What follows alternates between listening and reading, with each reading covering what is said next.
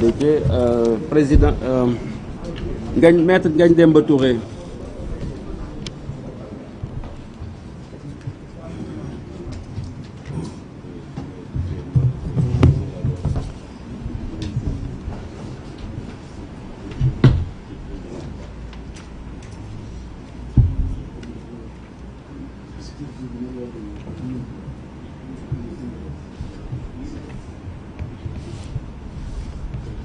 asalaamaaleykum mbooloo mi maa ngi nuyu sénégalais yi ñuy suivre ci biir réew mi ak ci bitim réew bi di ñaan yàlla ci tabaski bi ñu jógee mu jéggal ñu suñuy bàkkaar nangul ñu suñuy jaamu yàlla te wasaare xéwal ak jàmm ci réew mi. démb nag le chef de l'État, le président de la République Macky Sall s'est livré à un exercice bi mu livré wu nag mun nañ ko xayma ci ñetti point parce que naam li ëppaloon solo askanu Sénégal mooy mu leeral leen ba xam moom dafay bokk ci élection présidentielle oui ou non donte nekkul woon pour war ko wax parce que constitution bi wax na ko ba pare. mais loolu bu ngeen seetaanee déclaration am di ngeen gis ne 18e wala 19e minute la ko doo ko waxee loolu am na lu ko jiitu te am na lu ci tem ndax dégg nañ ko mu ne du mës a transiger avec les fossoyeurs de la République loolu mooy ay termes loolu il faut que ñu taxaw ci. dégg nañ ko aussi mu ne dina veiller à l'exécution stricte des décisions de justice loolu aussi bëgg nañ ci taxaw waxtaan ak sénégalais yi. li nga xam ne moo jëm ci 3e candidature bi nga xam ne sénégalais yi ñu ngi ko ci doon xaar te yàgg manifester fépp par tous les moyens que d'accorduñ ci li muy signifier globalement ñett la. bi si jiitu mooy askanu Sénégal moo am ndam bu fekkee am na ko am ndam ndax askan wi moo réaffirmé par tous les moyens nag à sa disposition que d'accordul ci 3e candidature et que pare na pour lépp pour loolu bañ am ci réew mi.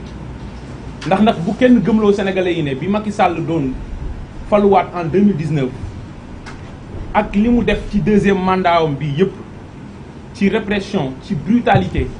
ci emprisonnement ci torture ci tentative d'élimination et de liquidation d'adversaires politiques li mu ci daj ci coono yëpp mu yàqal ko image à l'international mu tax sénégalais yi gën a jéppi son mode de gouvernance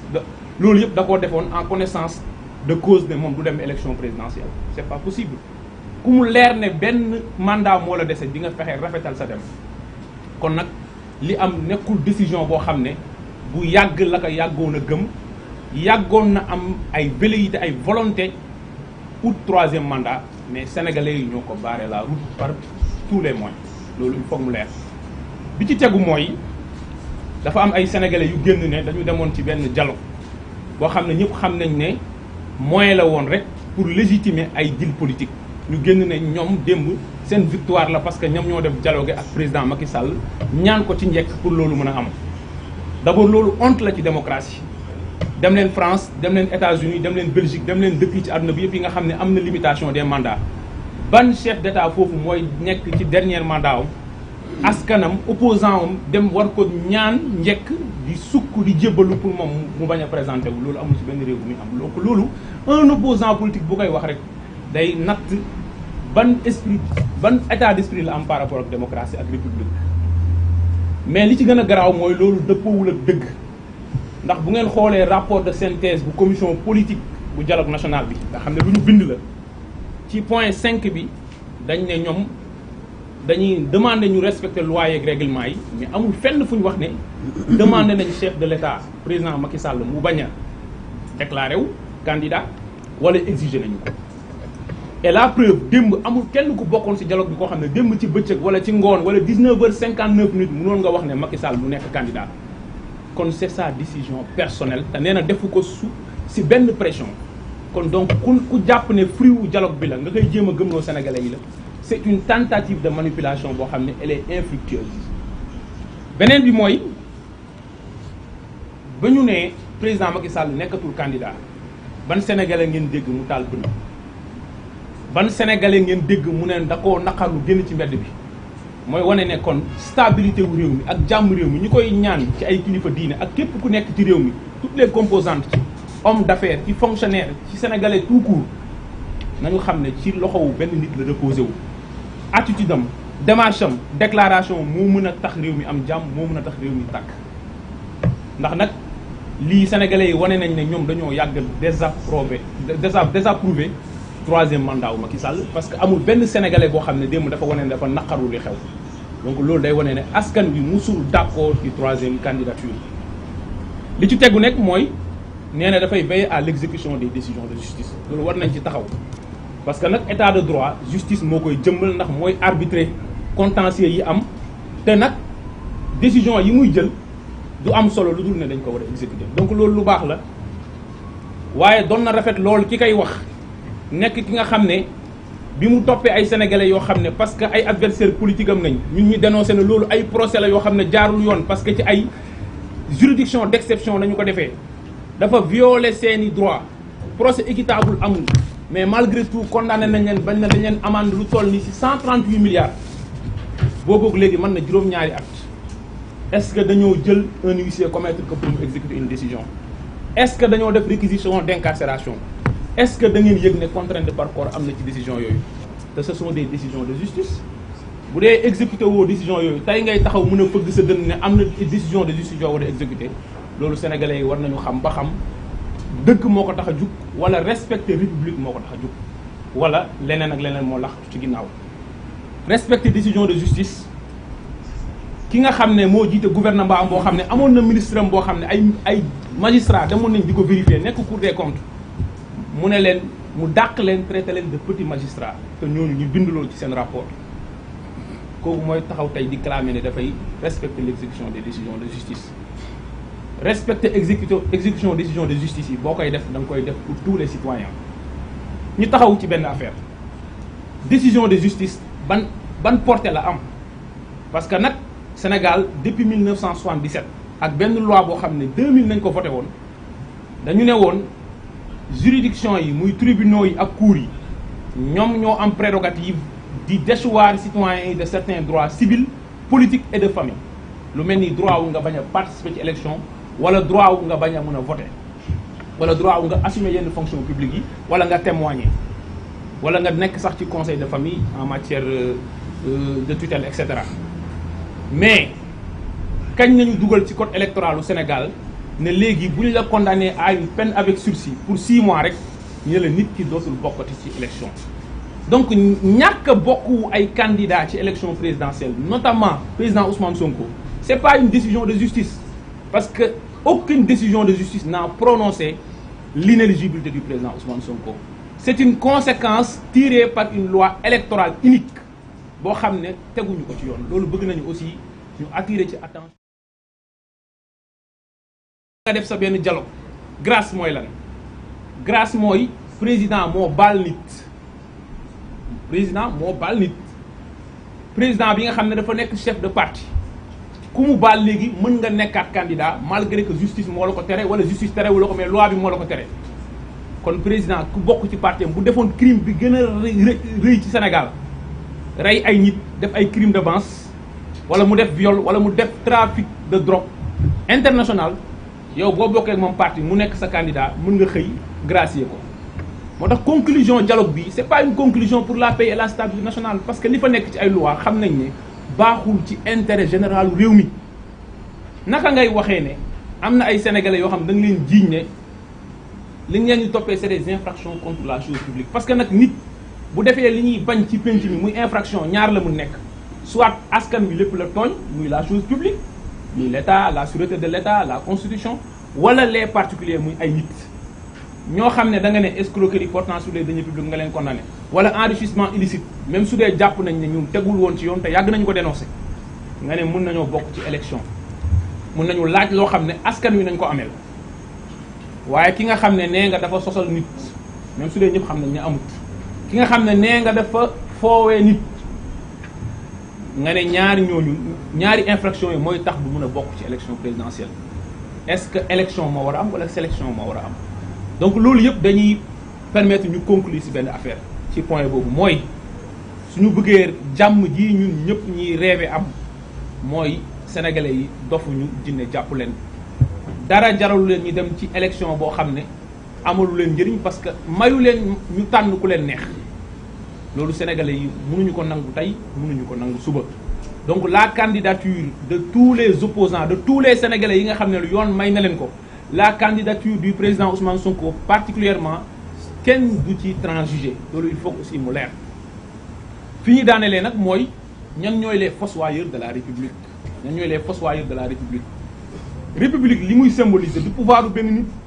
pouvoir askan la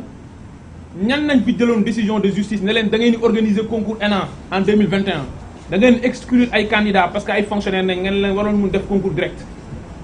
cour suprême def arrêt suspendre nga bañ ne doo ko exécuter ñan ñoo amoon décision de justice affaire u élèves maîtres yi cour suprême ne leen lii laa jël comme décision nga ne ko du ma ko exécuter fossoyeur de la république mooy ñi nga xam ne la force régalienne l'état mi nga xam ne moo am le monopole de la violence légitime à travers police à travers gendarmerie à travers kaso nga xëy benn jour ay nit ñoo xam ne ay citoyens nañ comme ñun nga jox leen ay ngànnaay ñuy tirer seeni propres citoyens te boobu ba léegi dara fekku leen ci ñooñu ñooy les véritables fossoyeurs de la république buñ koy wax li ñëpp moom la li askan yu cotisé ngi def ko ci alalu réew mi ay nit détourné ko 6 000 milliards 29 milliards 108 milliards ñoom ñooy les véritables fossoyeurs de la république parce que ñoom ñoo jalgati ñoom ñoo salfaañe li nga xam ne moom la askan wi moom. donc fi ñuy daanelee nag mooy dégg nañu ko à peine voilé muy woote dialogue boo xam ne mun na tendre la main à tous les sénégalais yi mun nañoo nangu loolu pour jàmm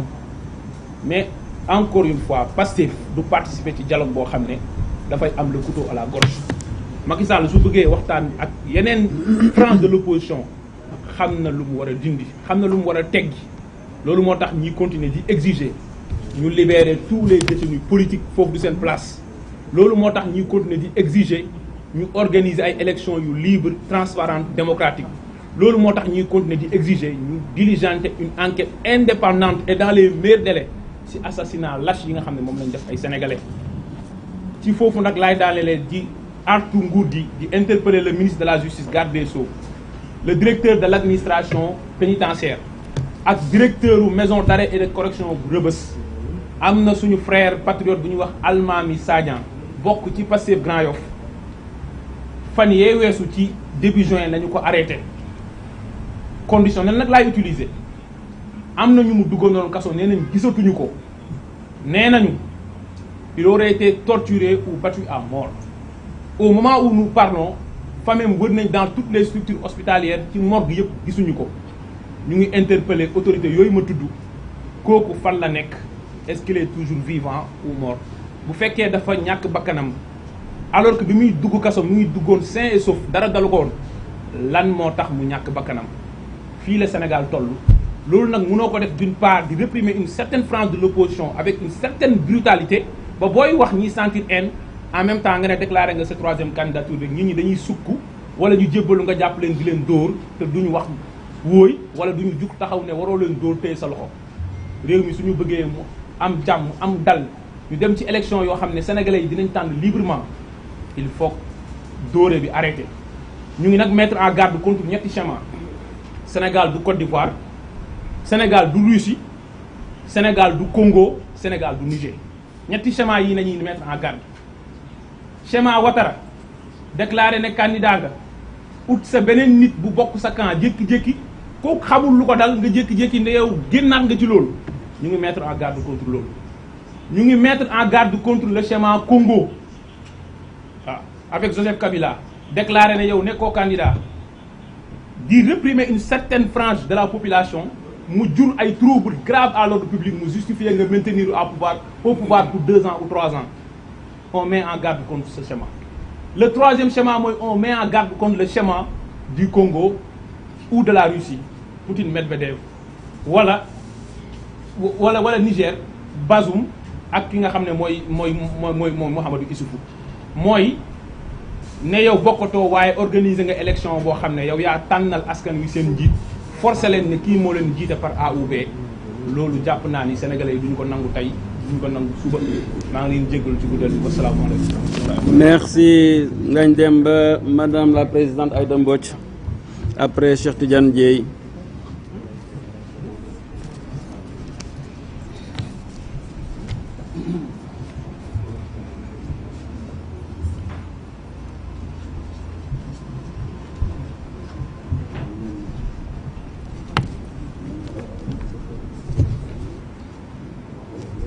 auzu billahi mina sheytaan rajim bismillahi rahmaani rahim alhamdulilahi rabbil alamin cher leader maa ngi leen di nuyu yéen ñi fi tase waa presse bi